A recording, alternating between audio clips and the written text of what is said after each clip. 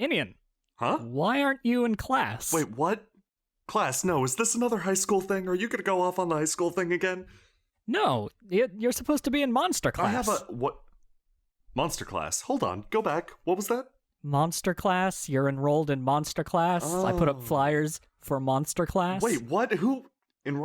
Was the handwriting near illegible? I had Ash write them. Okay, yeah, that's what I thought.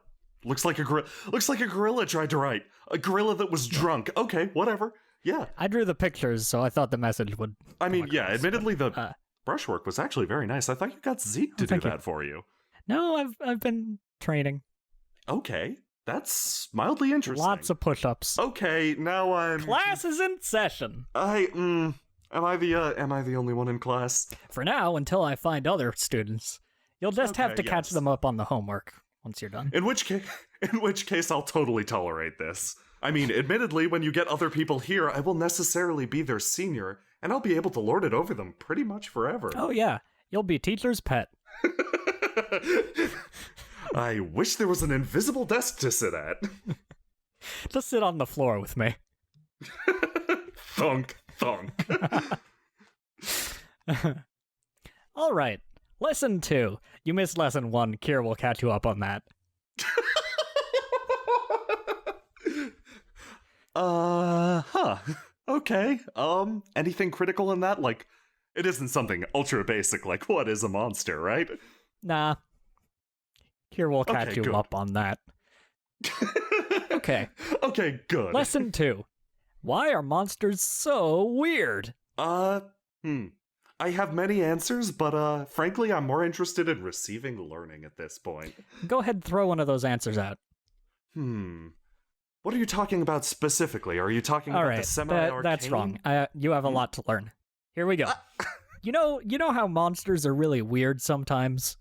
Yes. Like they're your normal monsters, like, owl bears. They're kind of beast type things, but not technically beasts, because those aren't monsters. They're kind of mean animals that prey on humans. You know this. Well, Kier knows this. He'll tell you about it later. Then there are some monsters. And he glares at you and continues glaring. Then there are some monsters that are really weird. Like, how could they even exist weird? You don't come across a jellied trapezohedron and say, oh, that's a normal thing. Oh, I see, yeah. You're sort of getting close to my initial point, the semi-arcane nature of potential magical constructs. You're giving me another look like you're about to tell me I'm wrong again, yeah. Okay, I'll just... I wouldn't use those words. They're too magic-y. I'd say it like this. Some monsters are really weird because they don't reproduce the way we reproduce. Some of them do. They fall in love and they have little that's monster especially babies. weird. In fact, most of them do. When they're jellied trapezohedrons. Well, in that case, but let's not judge other creatures' reproduction cycles. I live to judge things. I doubly live to judge things and the reproduction cycles, okay? Well, judge them well. As in good. Don't be too critical. And they could stand Anyway. a lot. Tell me about your parents. Did they have long, black, brownish hair and were really short? Trying to tell if I'm being insulted right now or not, but no, that seems to be a pretty adequate assessment of the facts. No, in fact, my parents did not, but that is unrelated. You should use a different example. Okay. Well, my parents had brown hair. Good for them. And I have brown hair. You see how stuff like that gets passed on from parent to child? Yes. Not in your case. Yes. But for the most part. And probably not in Ash's case either. That's the concept of inheritance, right?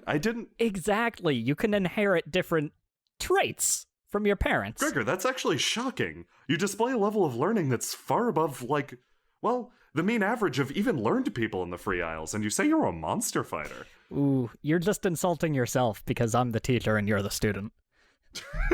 I'm okay with that. Inien shrugs. Anyway, monsters can do the same thing, but they're not bound by the traits they already possess. Sometimes they can get whole new weird things. And those weird things aren't things that have ever been passed down to it, or that it should naturally come up with. So you're talking about some sort of phenomena that defies the law of inheritance. Exactly. This is actually very interesting. Or you can look at it as it changing the source of inheritance. Have you ever opened a box and it bit you?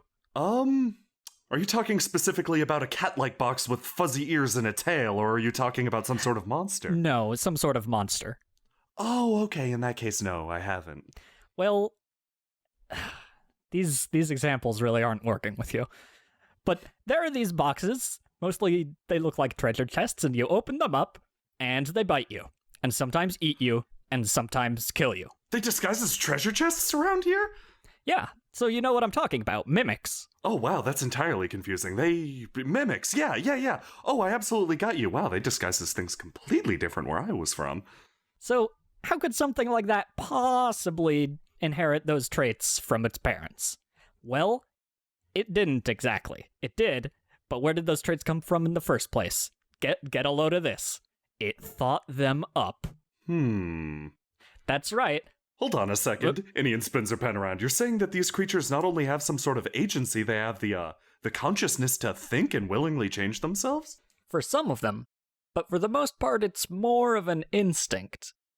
Or if culture of these monsters could have an effect on the way they physically exist.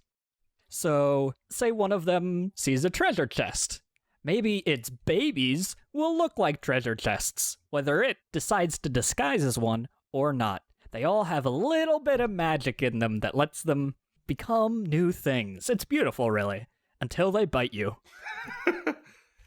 Now, that's an incredibly interesting point. How do I put this? I've seen similar phenomena across creatures I've encountered. I never thought to really consider it from that angle. That's very thoughtful, Gregor. Thank you.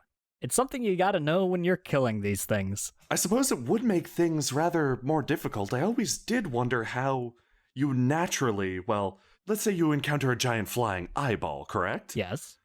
And the giant flying eyeball can completely paralyze your nervous systems with a glance. Important note, is this eyeball also shaped like a skull with bat wings? Yes, you know exactly what I'm talking about. Eye bats. Oh, those things are really weird, right? Yeah. Now that I think about it... now you're getting it. Now that I think about it, the process of, development for more bestial creatures seems more considered. You breed a bunch of brown-hide wolves, and you get brown-hide wolves. However, at no point does that really explain the presence of dire wolves and all of their spikes. Precisely. I always considered it to be some sort of mutation, but your theory is that it's some sort of, quality inherent to the creature itself. It has the ability to evolve beyond what it can pass on.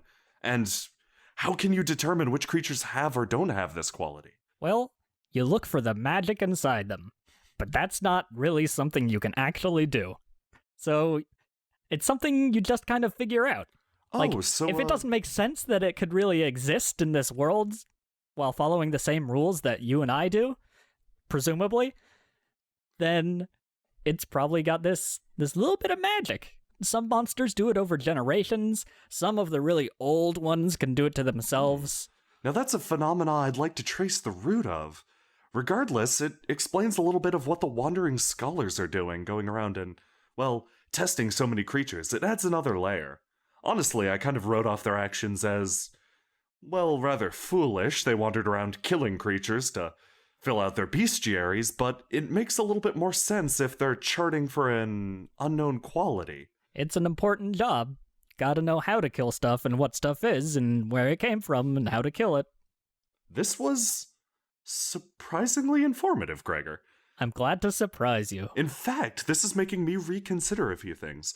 Perhaps if the phenomena extended to human or other beasts, maybe it's latent. A lot to think about. A lot of procreation. That too. Yes. Inien stares off into the distance, quietly nodding to herself. She stands up from monster class and quietly exits. Oh, she left before I gave her the homework. I'm sure Kier will catch her up.